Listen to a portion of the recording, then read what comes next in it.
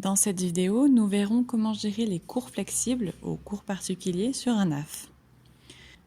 Les cours flexibles ne sont pas très différents des cours en groupe. Pour y accéder, vous pouvez cliquer sur l'espace cours directement depuis votre page d'accueil ou bien utiliser l'onglet Cours flexibles.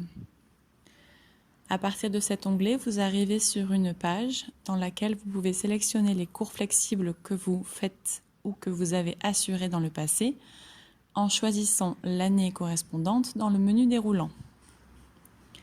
Une fois l'année choisie, vous n'avez plus qu'à cliquer sur le cours flexible que vous voulez consulter.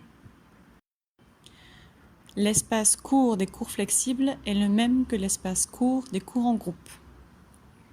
Vous trouvez les mêmes documents, notamment la feuille des présences, ainsi que les mêmes informations, c'est-à-dire le nom, le prénom, l'âge des apprenants, leurs coordonnées, adresse mail et numéro de téléphone, ainsi que le planning des séances. C'est sur ce planning des séances que nous allons particulièrement insister à présent. Comme vous le savez, la différence majeure entre les cours en groupe et les cours individuels est que ces derniers se vendent par unité d'1h30. Il faut donc que vous soyez particulièrement vigilant avec la partie planning. Quand un apprenant achète des cours, le nombre correspondant de séances est ajouté au calendrier. Cela veut dire que le nombre de séances qui apparaît dans le planning est le nombre de séances qui ont été payées par l'apprenant. Une fois finie la dernière séance du planning, signalez bien à l'apprenant qu'il faut qu'il aille acheter de nouvelles séances au bureau des cours, s'il ne l'a pas fait avant.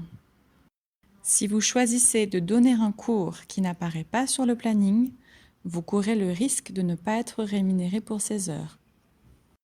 Gardez donc toujours un œil averti sur le planning.